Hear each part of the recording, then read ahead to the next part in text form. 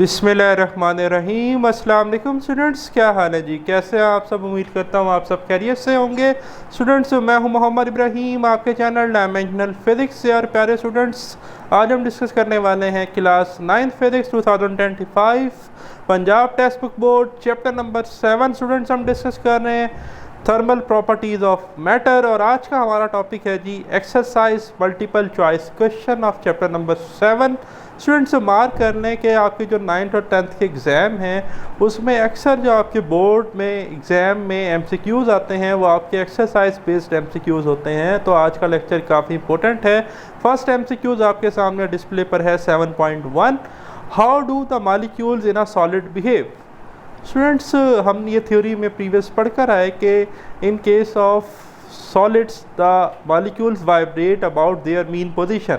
Molecules जो हैं वो अपनी मीन पोजीशन पर वाइब्रेट करते हैं और इसी वजह से सॉलिड जो है वो डेफिनेट शेप और डेफिनेट वॉल्यूम रखते हैं। ठीक है, तो मूव रैंडमली यहाँ पर गलत ऑप्शन है।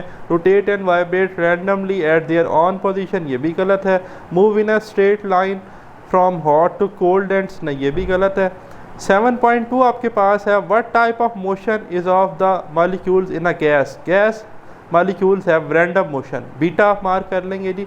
जिगजैग मोशन है, रैंडम मोशन है, ब्रावियन मोशन है जिसे हम कहते हैं। ठीक है, जैसे चिमनी से निकलने वाला धुआं या एक मक्खी उसका जहाँ दिल करे उठ के बैठ जाए, इस तरह से गैस के मॉलिक्यूल रैंडम मोशन रखते हैं।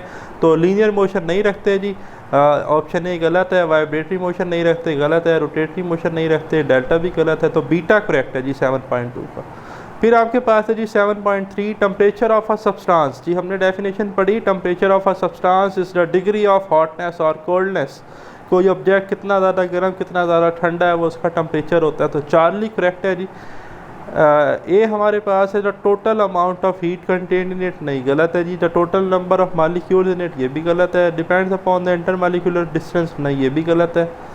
फिर आपके पास 7.4, हीट इज़ द, अब आप देखिए हीट है क्या, heat is the energy in transit.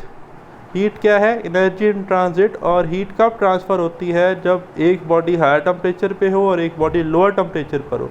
तो ए है total kinetic energy of the molecule, नहीं जी, गलत है। द इंटरनल एनर्जी, नहीं, ये भी नहीं है जी। Work done by the molecule, ये भी नहीं है। तो डेल्टा डी जो है जी यहाँ पर करेक्ट ऑप्शन है, आप मार्क कर लेंगे। 7.5 है जी फिर हमारे पास, in Kelvin scale the temperature corresponding to melting of ice is. Students, बात की जा रही है केल्विन स्केल की। तो मेल्टिंग ऑफ आइस जो है वो हमारे पास होती है 0 डिग्री सेल्सियस पे। 0 डिग्री सेल्सियस पे, ख्याल कीजिएगा, 0 ना लगा लीजिएगा क्योंकि केल्विन में पूछ रहा है। तो 0 डिग्री सेल्सियस में अगर हम प्लस 273 ऐड करें तो 273 केल्विन आता है। तो प्लस 273 केल्विन पर आइस मेल्ट होती है। अगर केल्विन की जगह यहाँ पर डिग्री सेल्सियस हो तो 0 डिग्री सेल्सियस है। और अगर आपके पास यहाँ पर फ़ारेनहाइट स्केल हो तो फिर आपके पास आप लगा देंगे 32 फ़ारेनहाइट। ठीक है, क्योंकि आपके पास फार्मूला होता है फ़ारेनहाइट का, F is equal to 1.8 multiply by degree Celsius plus 32। ठीक है, तो जब आप वहाँ 0 डिग्री सेल्सियस पुट करेंगे तो आपके पास 32 फ़ारेनहाइट आ जाएगा। तो केल्विन में प्लस 273, डिग्री सेल्सियस में 0 और फ़ारेनहाइट में 32। ओके, फिर नेक्स्ट है आपके पास the temperature which has the same value on Celsius and Fahrenheit scale is. कहता है बच्चों वो कौन सा टेम्परेचर है जिसकी सेल्सियस और फ़ारेनहाइट पर सेम वैल्यू होती है। तो मार्क कर लें -40, -40 alpha is the correct option. कैसे भैया? देखें यहाँ पर मैंने फार्मूला लिखा है degree Celsius to Fahrenheit conversion का। अगर आपके पास डिग्री सेल्सियस में टेम्परेचर है और आपने फ़ारेनहाइट में जाना है तो ये फार्मूला होता है ना, T Fahrenheit is equal to 9/5 into degree Celsius plus 32। अब ये जो डिग्री सेल्सियस है यहाँ पर मैं -40 पुट कर रहा हूँ। तो देखिए T Fahrenheit as it is 9/5 होता है 1.8 और डिग्री सेल्सियस की जगह आ गया -40 प्लस 32। जब आप इस सारे को सॉल्व करेंगे कैलकुलेटर से तो आप देखेंगे आपके पास आंसर आएगा -40 फ़ारेनहाइट। तो हमने -40 डिग्री सेल्सियस पुट किया तो हमें -40 फ़ारेनहाइट मिला। तो -40 पर डिग्री सेल्सियस और फ़ारेनहाइट की वैल्यू सेम होती है। ठीक है, नोट कर लें। फिर क्वेश्चन है जी 7.7, which one is the better choice for a liquid in a glass thermometer. Option है इट कलरलेस, नहीं भाई, गलत है। It is a bad conductor, no, ये भी गलत है। वेट गिलास, ये भी गलत है। सी क्या है? Expand linearly, yes, Charlie is the correct option. जो भी थर्मोमेट्रिक मटेरियल है उसको लीनियरली एक्सपेंड करना चाहिए, मरकरी है, अल्कोहल है, तो ये आपके पास करेक्ट है, ठीक है। फिर है 7.8, one disadvantage of using alcohol in a liquid in a glass thermometer. क्या है जी इसका डिसएडवांटेज अल्कोहल को यूज़ करने का? ए है जी इट हैज़ लार्ज एक्सपेंसिविटी, ये गलत है जी। It has low freezing point, ये भी गलत है। इट एक्सपेंशन इज़ लीनियर, ये भी गलत है। It wet the glass tube, ये ठीक है जी। अल्कोहल जो है जी ये क्या करता है, ग्लास ट्यूब को वेट कर देता है, गीला कर देता है, और गीला नहीं करना चाहिए, ठीक है। थर्मोमेट्रिक मटेरियल को जो आपके पास गिलास ट्यूब है उसको गीला नहीं करना चाहिए। फिर आपके पास है जी 7.9, water is not used as a thermometric liquid mainly due to, भाई कहता है वाटर, पानी को हम एज अ थर्मोमेट्रिक लिक्विड क्यों यूज़ नहीं करते? कलरलेस है, नहीं ये वजह नहीं है। A bad conductor of heat, नहीं ये भी वजह नहीं है। अ लो बॉइलिंग पॉइंट, ये भी वजह नहीं है। नॉन लीनियर एक्सपेंशन, यस ये कहा था जी, C Charlie is the correct option.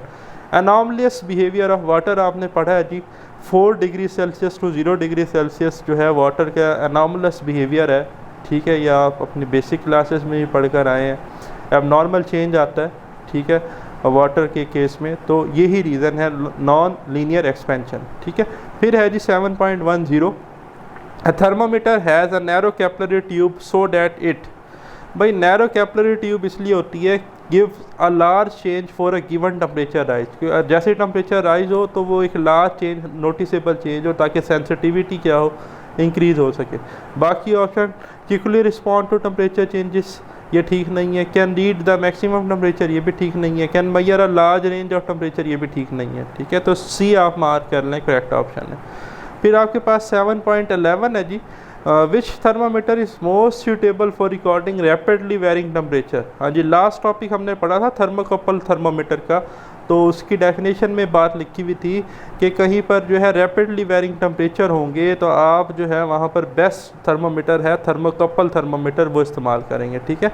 Mercury इन गिलास लेबॉर्ट्री थर्मामीटर नहीं है, ज़्यादातर लैब में यूज़ करते हैं। अल्कोहल इन गिलास थर्मामीटर, ये भी हमने कहीं पर बहुत एक्सट्रीम ठंडा जो है जी क्या निकालना हो, टेम्परेचर निकालना हो तो हम इसको कैलकुलेट करते हैं, ठीक है। मर्करी इन गिलास क्लिनिकल थर्मामीटर नहीं है, क्लिनिक में ज़्यादातर डॉक्टर ज़्यादा इस्तेमाल करते हैं, तो alpha is the correct option. तो ये था जी हमारा आज का वीडियो लेक्चर। वेरी सोन इंशाल्लाह हम डिस्कस करेंगे शॉर्ट आंसर क्वेश्चंस को। अपना ख्याल रखिएगा, मुझे दें इजाज़त, अल्लाह हाफिज़।